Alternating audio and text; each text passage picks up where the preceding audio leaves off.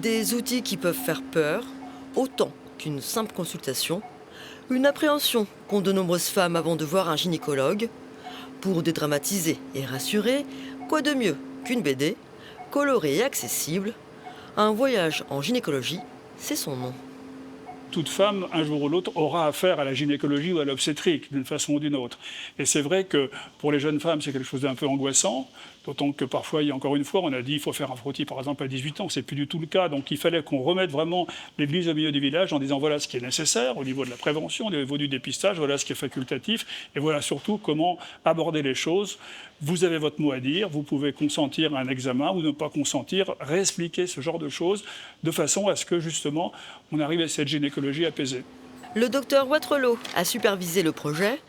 Gynécologue, sage-femme, puéricultrice, infirmière et patiente de Lyon et de Grenoble, ainsi qu'une illustratrice, ont travaillé bénévolement sur la BD pendant 2 ans.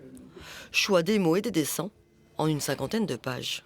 Il a fallu qu'on trouve un moyen simple, même parfois un peu humoristique, pour démocratiser ces sujets, les prendre de façon optimiste aussi, ne pas faire peur, et dans l'optique en fait de renouer le lien entre les patientes et les médecins.